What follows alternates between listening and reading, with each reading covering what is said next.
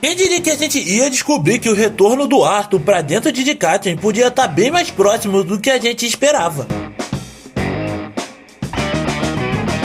E aí galera, beleza? Quem falou o galera, antes do vídeo começar, apenas parando para dar aquela relembrada que esse vídeo vai estar contendo spoilers da Webtoon I9, então se quiser prosseguir, prossiga por sua própria corrente de risco. É apenas parando pra gente dar uma analisada no que rolou no capítulo passado. A gente teve a Tess entrando para bater de frente com várias bestas de mana, e que nesse processo ela ganhou um próprio grupo para poder comandar. Fora que a gente também descobre que tinham se passado 3 meses durante tudo isso, sendo que no processo a gente também descobre que durante esse tempo eles não só conseguiram se entrosar como grupo, como também estavam trabalhando bem em equipe. Você fala que quando eles acabam a sua missão de reconhecimento e voltam para onde estava o acampamento de Cantiano, é aí que a Tess acaba sendo surpreendida pela Ellen e todos os chifres gêmeos que tinham aparecido ali, fazendo com que eles conversassem no meio de tudo aquilo. E por causa disso a gente descobre por meio da Ellen que não tá nada fácil na fronteira de Dicatien, fazendo com que a gente também tivesse uma noção de que o pior ainda estava por vir, apenas pelo fato de eles terem chegado ali. Desse modo, já encerrando esse capítulo de The Beginning After the End. E agora partindo pro capítulo 169 de The Beginning After the End, a gente já vê que o Xehanort pergunta o que tava rolando lá pro lado da muralha, para que eles tivessem que vir até aquele local, fazendo com que todos eles ali ficassem meio cabisbaixo naquela situação, aonde a Tess até pergunta, não tendo rodeio nenhum, para saber se eles realmente tinham lutado com magos alacrianos, aonde a Ellie responde que sim, já que eles tinham ficado lá por 4 meses e estavam utilizando aquela parte de Dicatien como base, pois a batalha principal ficava na clareira das bestas, coisa que faz com que ela complementasse dizendo que os magos alacrianos não seriam só o único problema daquele local, já que as bestas de mana que são controladas por eles também eram um problema tão grande quanto, e era por isso que os superiores tinham mandado eles pra ali, para que eles conseguissem encontrar uma besta de mana de nível S que era mutante a essa altura do campeonato e estava sob o controle de vários alacrianos. E tudo isso sempre se devia pelo fato de eles conseguirem controlar o Alpha, já que caso eles fizessem isso, provavelmente toda a matilha ou então hordas de bestas de mana que seguiam o Alpha viriam juntos para poder proteger o líder do seu grupo, fazendo com que esse fosse o principal motivo pelo qual eles precisavam achar e matar todas essas bestas de mana corrompidas, para que elas não pudessem quebrar a muralha futuramente. E lembrando galera, todas essas bestas de mana que eles estavam caçando eram basicamente os bosses finais de cada dungeon que eles acabavam sempre entrando na época que eles ainda eram aventureiros, e tudo isso é meio que explicado, enquanto ela também fala que vários mutantes acabaram matando vários guardas e aventureiros que foram mandados em algumas expedições para poder acabar com esses mutantes, principalmente porque eles queriam evitar que os alacrianos conseguissem juntar um exército de mutantes para poder atacar a muralha futuramente, e era aí que os chifres gêmeos iam entrar, pois eles agora iam em uma expedição onde eles tinham que encontrar uma besta de mana mutante de rank S que estava próxima de uma dungeon logo ali, fazendo com que dessa forma eles talvez conseguissem ficar um passo à frente na guerra. E é aí que a Tess também já entra perguntando o que eles podiam falar a mais sobre as lutas que estavam ocorrendo dentro das muralhas, o que logo de cara fez com que o Adam na hora ficasse meio irritado por aquela situação, pois ele achava que a Tess não conseguiria lidar com uma coisa dessas pelo fato de ela ser uma princesa, inclusive até falando que aquilo era uma guerra e não um conto de fadas que ela estava vivendo dentro de um castelo, e isso faria com que pessoas morressem e tivessem que sofrer se tivessem sorte. Mas é aí que a Tess mostra que tá bem ciente daquela situação, pois ela não tava nem um pouco pra brincadeira, e até demonstra um olhar de maturidade, falando que ela queria ter informações novas para que ela conseguisse deixar o seu grupo mais preparado possível, já que quando eles saíssem daí, provavelmente eles iriam pra muralha para poder ajudar. E na hora que eles estavam se encarando, é aí que a Angela entra no meio da situação, acabando com aquela tensão no ar, dando a desculpa que eles tinham que preparar o acampamento e que o jantar tinha que ser feito para eles, e por isso eles precisavam voltar agora. E como sempre, para dar uma aliviada na situação, é aí que o Durden já fala que não era para levar o Adam a mal nesse momento, afinal tudo que eles tinham visto e sentido e passado dentro do campo de batalha fez com que o Adam reagisse daquela maneira, e esse era um motivo que ele queria que ele pudesse deixar crianças como a Tess do lado de fora. E inclusive é nessa hora que eles começam a explicar que, diferente de bestas de mana, os soldados alacrianos eram bem diferentes e mais monstruosos do que qualquer mutante que eles iam enfrentar, já que esses mutantes estariam basicamente lutando por sobrevivência e instinto na situação, fazendo com que eles só pudessem matar até certo ponto, e isso pra eles seria algo meio que misericordioso. Mas não entender muito bem aonde eles queriam chegar, é aí que o Xehanort pergunta o que ela queria dizer com tudo aquilo, e a Jasmine já responde falando que tudo isso era basicamente para que eles pudessem obter informação, já que em uma guerra a informação seria a coisa mais valiosa que o lado aliado tanto quanto o inimigo poderia obter para fins futuros, o que teoricamente significaria tortura e até morte forte de jeitos que eles nem poderiam imaginar. E ao explicar isso, é aí que ele fala que bestas de mana tinham que lutar sem vontade de estraçalhar ou torturar o seu inimigo, coisa que era bem diferente quando se tratava de humanos, já que eles poderiam fazer você gritar de dor e então fazer com que você implorasse por misericórdia, além de várias outras coisas, mostrando que nesse ponto seria meio complicado de distinguir o que seria certo do errado. E por causa disso, é aí que o clima começa a ficar pesado, aonde a gente já vê que todo mundo já não tava mais à vontade com aquela conversa, o que fez com que a Tess não quisesse parar e continuasse perguntando. Mas na hora que ela pergunta, é aí que a gente já vê outra pessoa gritando para que deixassem passar o mais rápido possível, fazendo com que todos eles já agissem em prontidão, descobrindo que E como vocês chegaram até aqui, e caso queiram contribuir de alguma maneira para que a gente continue a trazer esse tipo de conteúdo aqui pro canal, se inscrevam no canal e deixem um like, compartilhem pra galera e não esqueçam de ativar o sininho para não perder as notificações, pois dessa forma vocês vão estar contribuindo para que a gente traga sempre vídeos novos, como por exemplo o de Bleach, que eu sempre estou trazendo agora pro canal, o de Solo, entre vários outros. E agora, sem mais delongas, vamos continuar. Um soldado chega com um dos seus companheiros gravemente ferido, fazendo com que ele pedisse também por um médico naquele mesmo momento. E é aí que a Ellen já pergunta se aquilo era algo que acontecia com muita frequência, fazendo com que até respondesse que não seria normal algo daquele tipo acontecer, fazendo com que eles logo depois já chegassem à tenda dos médicos, onde o cara que acabou ferido estava sendo cuidado o mais rápido possível, até que logo depois a gente vê a Tess chegando junto com os chifres gêmeos para saber o que estava rolando. Mas quando ela chega no local, eles até pensam que ela poderia estar ferida por algum motivo, o que na verdade nem dá tempo de responder, pois eles já veem que a Ellen estava junto com ela poucos segundos depois, e por causa disso eles acabam se cumprimentando bem na hora que a gente descobre que a Ellen era o líder do pelotão desse cara anteriormente. Só que quando ele pergunta o que trazia ela ali, é aí que ela já responde que estava curiosa para saber o porquê daquele cara tá ali, assim como a Tess, que acaba sendo meio que repreendida por uma das chefes que tava naquele local, o que por si só já fazia ela pensar que provavelmente ela tava ali para fazer algum tipo de fofoca, mas isso nem acaba importando muito, já que ela logo depois chamou Stanard para vir ajudar ela a pegar algumas ervas. E por esse motivo é que a Ellen também já aproveita para se justificar, falando que eles só estavam ali justamente para poder explicar sobre o que estava rolando do dentro da muralha para os superiores, e era por isso que ela tinha vindo até a tenda, já que se ela soubesse o que estava rolando com esse soldado, provavelmente ela poderia ter uma noção e explicar de uma maneira melhor para os superiores o que estaria havendo. E mesmo estando certa, ainda assim o cara que estava do lado dela nesse momento e que tinha trazido esse ferido fala que ainda poderia levar um tempo até que ele conseguisse acordar futuramente, principalmente porque a mulher que estava tratando ele já fala que o cara já tinha passado vários dias sem beber e comer nada e sem descanso nenhum e completamente vadigado, além de com uma completa precisão ela já tem uma noção de que esse cara correu bastante a ponto de não parar. Mas a pergunta principal que não queria calar é por que ele tinha precisado fazer esse tipo de coisa. E quando eles fazem esse tipo de pergunta é que o cara consegue se mover levemente nessa situação, fazendo com que ele rapidamente despertasse, parecendo que tinha visto um fantasma ou um monstro naquela mesma hora, o que também não impediu ele de perguntar o que ele estava fazendo ali, além de quanto tempo tinha se passado desde que ele tinha apagado. E é aí que a gente já vê o cara que tinha trazido ele respondendo que apenas tinham se passado 10 minutos, aonde a mulher que também estava tomando conta dele já pede para que ele bebesse um remédio que ela tinha preparado, e é aí que ele também já toma como se não houvesse amanhã, fazendo com que ele já falasse que ele também precisavam saber o que tinha acontecido com ele e o que tinha acontecido com o seu grupo, para que ele só tivesse voltado sozinho naquele estado. E ao receber essa pergunta é aí que ele já responde falando que todos eles estavam mortos, pois ele era o único sobrevivente que tinha livrado a cara por sorte, porque quando ele estava discutindo com seus companheiros e tinha se afastado de onde eles estavam, é aí que ele já volta pouco tempo depois por ter se sentido culpado ao deixá-los naquela situação. Mas o que ele não imaginava é que isso foi a mais pura sorte, porque quando ele tinha chegado e retornado pro acampamento é aí que ele vê uma completa cena de horror e carnificina acontecendo, porque é nessa hora que a gente vê que ele descobre que os Gnus tinham aparecido para massacrar o seu grupo, sendo que esses Gnus não eram comparados ao que ele já tinha encontrado, porque eles eram bem mais mortais do que qualquer outro que eles tivessem encontrado, principalmente porque esses Gnus acabavam utilizando armas e eram bem mais numerosos que o grupo que ele tinha. Daí, enquanto ele via todos os seus amigos sendo fatiados, é aí que ele acaba meio que percebendo que as outras bestas de mana estavam prestes a aparecer, e por causa disso, a única coisa que ele conseguiria fazer em uma situação dessa era se esconder para sobreviver, onde ele fala que ele teve que ficar na surdina por alguns dias até que ele conseguisse instalar um portal de teleporte para conseguir retornar durante aquela situação,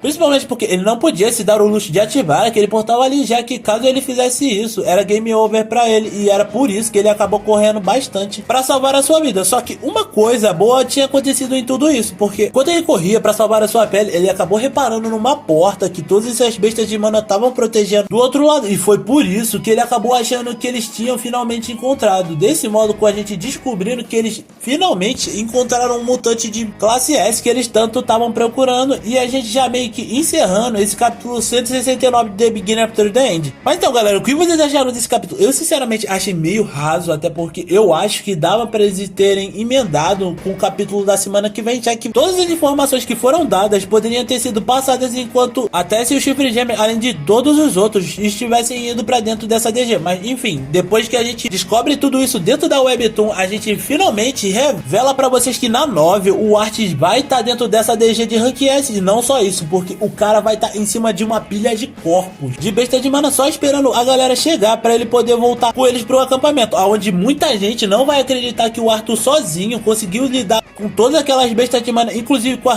IS, que tinha aparecido como boss final naquela sala. Até porque, pelo fato da Sylvia estar em sua forma de raposa, era meio que difícil para todos os outros conseguirem acreditar naquela situação. Mas ainda assim, a aura assassina que o Arthur vai conseguir emanar dentro dessa situação vai ser tão grande e tão poderosa que ninguém dentro daquela sala vai questionar o poder do cara. Só que é claro, pra você ver quando tudo isso acontecer, você tem que estar inscrito no canal, deixar o like, compartilha pra galera e não esqueçam de ativar o sininho para não perder as notificações. Afinal, esse é um conteúdo que eu tô sempre trazendo pro canal e não vai embora não, porque aqui embaixo eu vou estar deixando uma playlist de solo, de Bleach e debate pra vocês estarem dando uma olhadinha. E por hoje era isso, galera. Valeu, falou, fui.